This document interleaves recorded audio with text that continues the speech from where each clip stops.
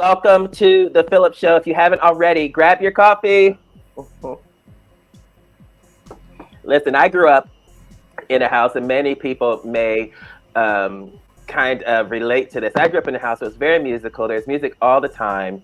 I grew up in a very religious household, so we were the family that would sing the special music in church. So performing, even though I was a really, really shy kid and pretty much a shy adult, but performing has always been a part of my life, and music has always been a part of my life, and being creative in whatever way has always been a part of my life. In today's age, there are so many things that grab our attention, and you hear me talk about this a lot.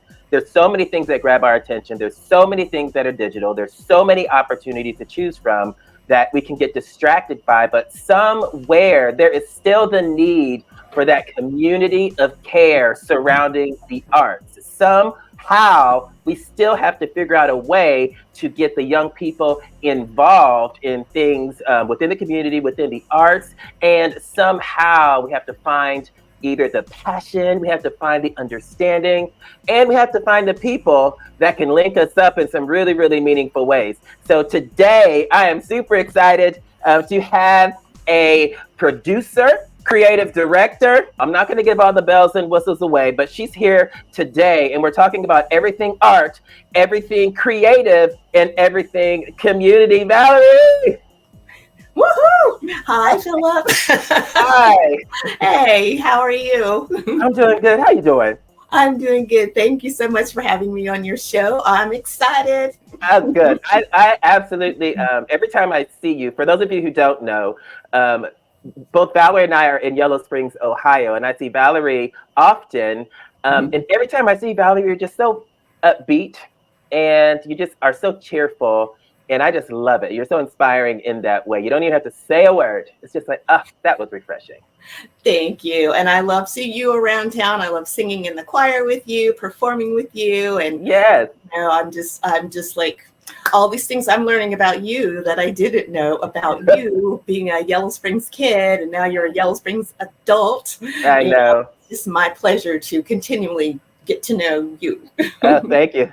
Who let this adulting thing happen? I'm gonna write a letter. Whoever did that. I don't know if I like it all the time. Listen, I will tell you, I don't. So I know your background and just your life is very steeped in the arts and steeped in dance and expressing yourself in so many ways. Were you always this passionate about art? Well, that's a good question. I do remember, when we were little, before we moved to Yellow Springs, we lived in Springfield, so I was a little kid, but we spent a lot of time at my mom's mom and dad's house, or my grandparents' house, and there was always music playing. And I remember whether my mom or my dad or my Thea would put on some music, my body just started moving uncontrollably. It's like, I don't know that I could have consciously controlled myself from not moving, kind of a thing. And it's like, what I think about that, it's like all those songs and just like all the, you're just a kid, you're just doing your little movement thing. But the music, what I heard just really like just kind of washed through me. You know what I mean? It's just like there was something innate about my body needing to move, kind of a thing. So, and then, also thinking about like speaking of my grandfather, he had a tap dancing troupe that included my mom, her brothers and sisters, and one of my mom's cousins. And they were like the Black entertainment of the day.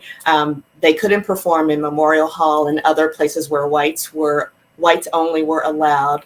So they had their own following in the Springfield area. And at one point, a talent scout from California wanted them to move out to LA because they thought they could be like really big. And my grandma and grandpa said, nope, we want to keep them grounded here. So I know that a part of my background, a large part of it, is coming from the fact that my great grandfather had a tap dancing troupe. He was on boxcars and he would dance with Bill Bojangles Robinson and, all of this history that we have in our family on my mom's side. And then my dad, he was really quiet, and he sang in the choir at church, but he had this huge sense of rhythm. I remember the first time that I saw my dad roller skate. He just blew me away. I was like, I didn't know that my dad could roller skate. And it was like he was just gliding on ice, and he just had that rhythm of whatever that song was playing. And I'm like, yeah, okay, I'm getting this honest from my parents, from my grandparents before me. And my mom also said that her grandma used to sing to them as well, and my grandmother used to sing all the time as well. So we've got this family history of loving music, dance, and other forms of expression and being creative. So it's so interesting hearing how involved, or how much of an example, let me say it that way, your family was in demonstrating and showing you the opportunities that are available with being creative. Yeah. And yeah, that's huge. And it's been it seems like it would have been how the foundation for you was built and moving forward, like that connectivity, being involved, even family. And I know that we're going to talk about a whole bunch of stuff in a little bit of time, so I'll talk too fast, let me know. Okay. If I talk too slow, let me know. So one of the things that's super awesome is that you have a show coming up. And it's right here in the community of Yellow Springs, and it's called the Valerie A. Blackwell-Truitt Community Dance and Performing Arts Concert and Arts Exhibition. One of the things that you just said was that family was so important to you, just having that time and seeing that. And even in this particular show, you have your son, and he's going to be he's one of the musicians in the show. Tell me about what this show is supposed to be about. What is it? And I'm also interested to know, why is this show, in your perspective, so important nowadays? Okay, well, I'll start with your latter question. So it's important, and I can tell you a little bit about how it came about, if that's okay. Absolutely. Okay, so I earned my master's degree from Miami of Ohio. And so when I went to Miami, I had two incredible mentors. One of them, actually, they're both passed at this point, unfortunately, but one of them, William Eric Akins, he was my direct mentor at Miami. And so, all the things that I needed to know about teaching the aerobics classes, and, I taught dance classes and things like that as my graduate assistantship. He and I, we just, the first time we met, we just were instant friends. So he had a dance and performance ensemble called One Nation Performance Ensemble. And so he asked me if I wanted to co-direct the ensemble with him. And I'm like, absolutely. And we danced for social change, for social justice. We weren't trying to tell people what they needed to think about AIDS or what they needed to think about, other social issues at the time. But we created spaces for people to have conversations about it. And so that was really the biggest thing. We wanted people to talk about social justice. We wanted people to talk about social change. So we, Kyle and I, actually, speaking of Kyle, when he was growing up and he's a kid, he wanted to come to rehearsals with me after I graduated. I still went down to Miami from Yellow Springs every Sunday for 10 years, being in this performance ensemble. And at one point I'm like, you know what? We need to really have One Nation come up here to Yellow Springs, to Antioch College, because we kind of represent some of the same things, free speech and just free thinking, being creative, and, having something that I thought was really good that people here needed to hear and that we wanted to share, really. And so the first concert was in 1992 at the Antioch Foundry Theatre. So I think it's really interesting that after all these years, it's gone from the Foundry Theatre to the old South Gym before the latest renovations, back to the Foundry Theatre. So that's what really started all this for me, Phillip, just in terms of having a show. I just wanted people to be exposed to One Nation because we were doing some really great things We had a lot to say, some really great performance arts pieces that I thought should be shared, like I said, here in Yellow Springs. So we did that. And then I was dancing at Antioch and also teaching at Sinclair at the time. I taught there for 10 years. And at one point, I think it was 1995, 96, somewhere in there, I was at a tech rehearsal for one of the students' senior performances. So did my part in the tech rehearsal. I ripped my rotator cuff. I tore it. It was very painful. Oh my gosh, it hurt so bad. So I wasn't able to dance for a year, which just about killed me. Yeah. But I thought, you know what? I'm going to see if I can still move my shoulder. I still want to dance. So I just decided I'm just going to have a dance concert. So I planned it, talked to, the folks at Antioch at the time, and, we organized it. I asked a few of my friends my sisters, my adopted dance sisters, if they wanted to participate in the performance. And I think Buck my late husband, Buck Truitt, I think he might have even been in that first performance. And so I did it because I just wanted to do something. It was really selfish because I really just wanted to do it for me.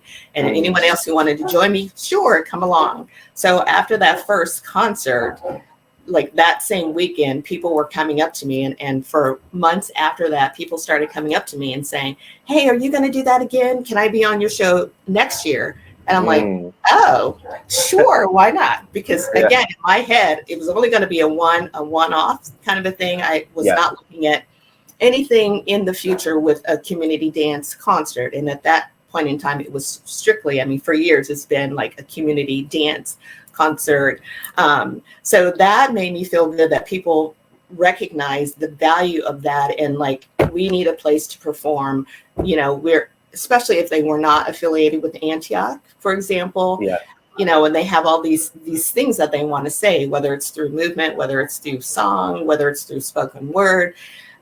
They didn't have a venue to do that. And so I thought, you know what? Well, yeah, let's do it next year. And then next year's like, can I be on next year? Well, let's do it next year. So at some level, it became a Yellow Springs tradition to have a Valerie Blackwell-Truitt community dance concert. And that, again, is just something that I never, ever thought it would happen. And so I guess it's still kind of the same for me now as it was then in terms of why I'm doing this, because I want people who have something to say, I want them to know that they have a venue, to have a place to, to say what they want to say, whether that's through movement now, whether that's through music, because Mom and I would do a few things on the community dance performances.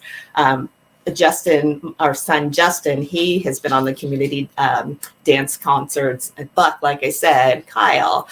So it's really, for me, it's just like a way to give back to the community, because Yellow Springs is like my sense of place. And I love it here, even though sometimes I get like, oh, Yellow Springs, but I love it here. And, I've lived here most of my life.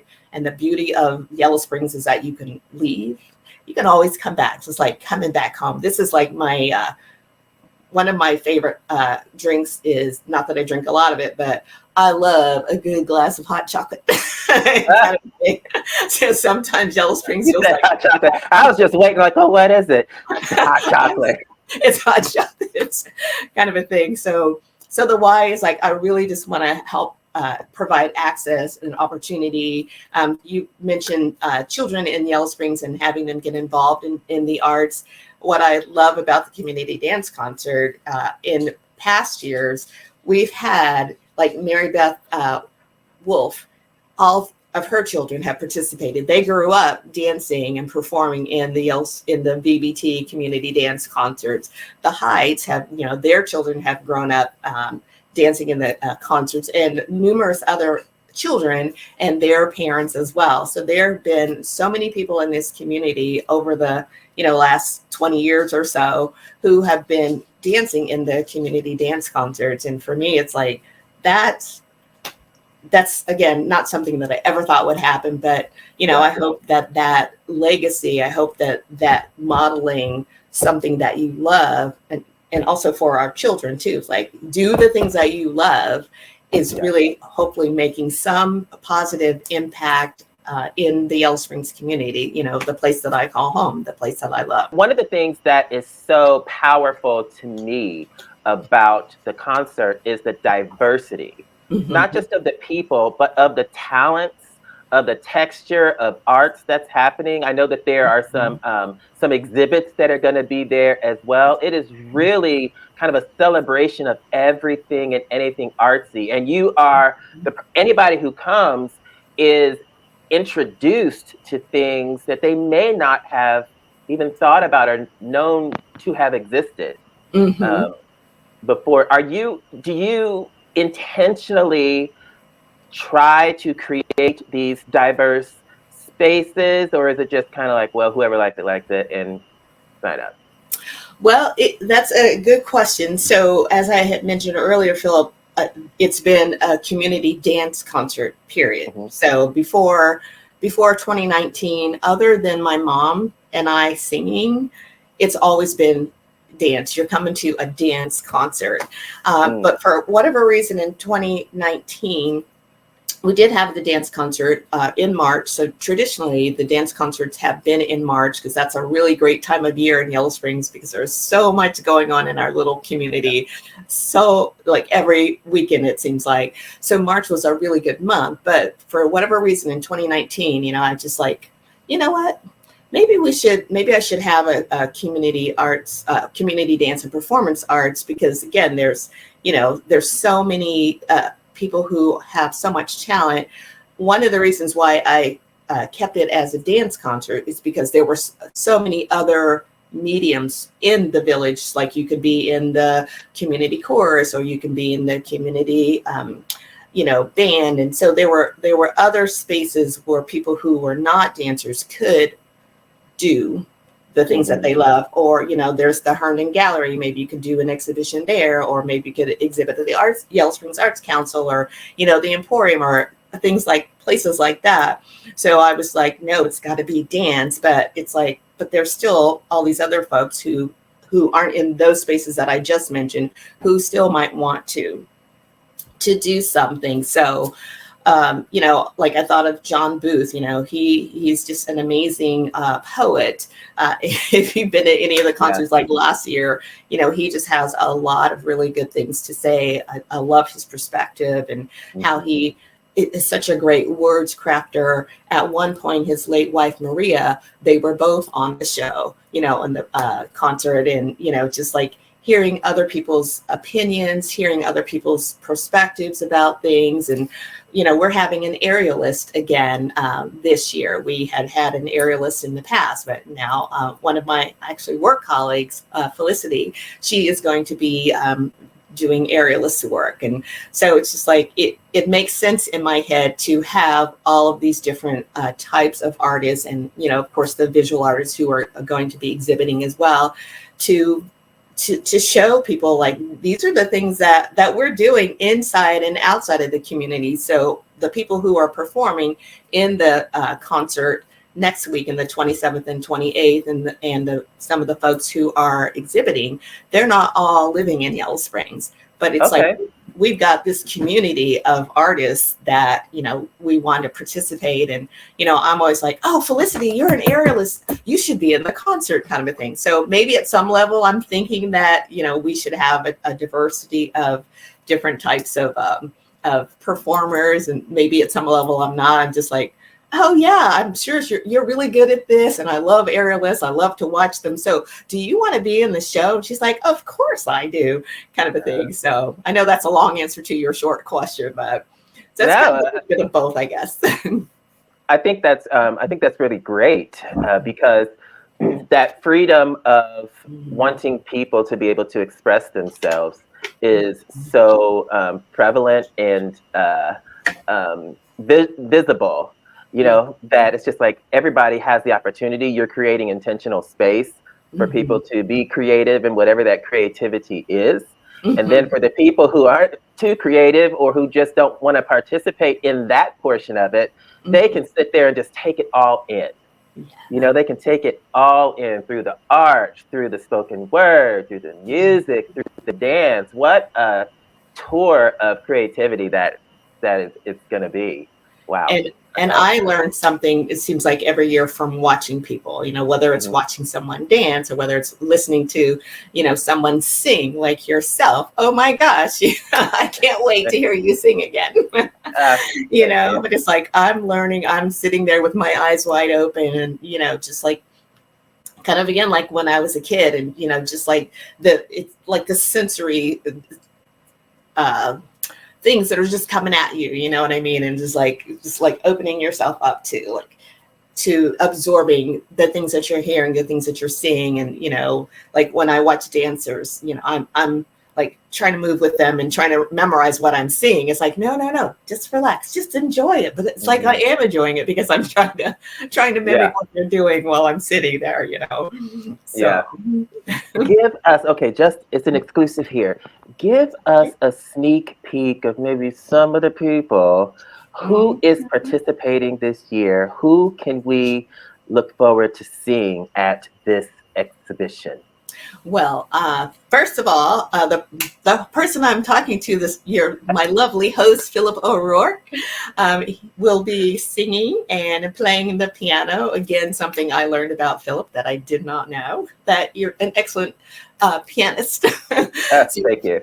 Definitely you. We talked about Kyle, our youngest, Buck and I's youngest son, Kyle, and Mojo Power. They're going to be playing again. Last year, I did a duet with my granddaughter, Valerie Truitt. And this year, I asked her, I'm like, so Maddie, because last year we decided we were going to dance like every year. And I said, so Maddie, do you want to dance this year again with Gamma Valerie, or do you want to maybe dance with your friends? And she goes, Desmond. Desmond is her big brother. So she wanted to do something with her big brother. So Maddie and Elise and Kyla will be dancing, and Desmond and River are going to be singing live. So, I'm excited about that because Maddie is 9, she'll be 10, and Desmond's 12. He's going to Stivers.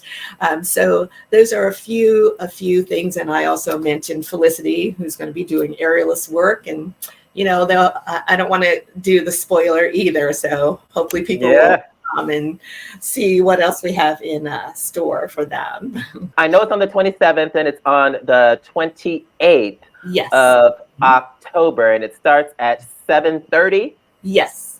At the Antioch Theater, and it's open to the public. Something incredible has also happened. You're presenting this thing to the community that you've done. You're anniversarying it this year again. Clearly, you're making your passion and your purpose other people's interests by just continuing to demonstrate and show and being available and creating intentional space. And the Public Arts and Culture Commission, on behalf of the Village of Yellow Springs, they have a VIDA Award, and they present that award to a resident or local business owner who creatively enhances the overall culture of Yellow Springs and makes a transformational artistic contribution to the village. And this year, you are the recipient of the VIDA Award. Woo! I know. I'm like, what? That is so incredible. I can't tell you how surprised I was when I got the email, and then I got a letter, an official letter in the mail, and I'm just like, wow, we do things, and my mom used to say this all the time, Phillip, you do things and you never know what you're doing, what kind of impact what you're doing might have on somebody else. Absolutely. Or like if you walk down the street and you smile at somebody, she's like, you never know. That person might have needed that smile at that moment in time. So, this is not something that I ever even thought about, whether I would be recognized in such a great way, kind of a thing. But I am so grateful, and I feel so blessed. And it's like, oh, thank you all for, just recognizing me. And, yeah, I'm excited. I'm very pleased. I have to say, I'm very pleased. I'm very excited. And thank you. Congratulations. To the folks who thought enough about me to say, hey, what about Valerie? She's been doing this really cool stuff, So, I'm just, like I said, I'm thankful. And thanks for when you absolutely. How could I not? As we started and you started talking, And you were telling us your journey from when you were little and you were watching your family do things. You had also mentioned some things that they couldn't do because of race. And, as I was listening and going forward, and then you have dance, and then you're moving in all of these different kind of spaces. And all these spaces are very, very diverse. But I know diversity isn't always something that it's easy to navigate. And then coming up to you working in education and working with so many different people, I would assume along the way, it's not roses and Skittles. As you look back over your journey and to the point where we are today, and we're coming up on the concert, as you're looking at that and somebody's listening, what is one thing that you can say has really helped you and motivated you forward? Well, I think for me, it's just finding that thing, whatever that is, that you love, and just doing what you love, and just no matter what's happening around you, if that thing is the thing that you love, do that thing. So for me, it's dance, music. I do some theater. I love doing those things. I think it helped that my parents were a great model for that. Because my mom, she started playing the piano at 5. She played the piano almost till the day she died at 89. My parents were so great about telling my siblings and I, this is your life, do what you want. This is your life, do what you want. We want you to be happy. We want you to be successful in whatever that looks like. But we want you to be happy. We want you to do what you want. So they never said to me, you can't major in dance, Valerie, in college because you're never going to make any money. You should be an engineer. They were not those parents. And I just feel so grateful for my siblings and I that we had parents who valued what we wanted to do because they modeled that to us.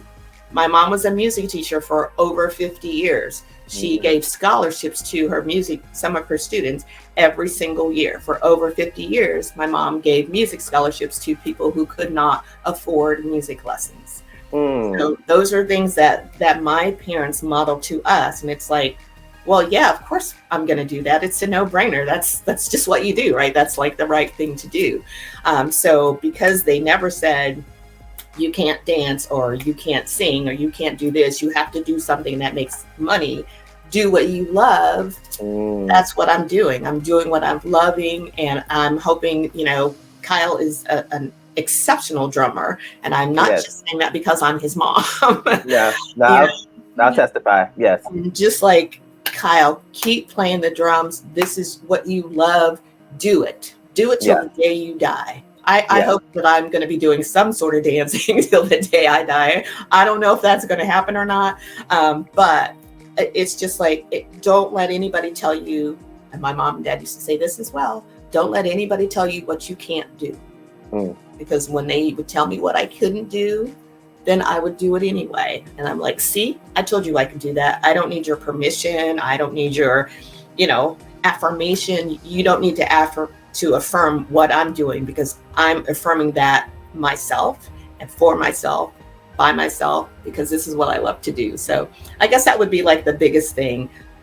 Find that passion, whatever it is, and just do it.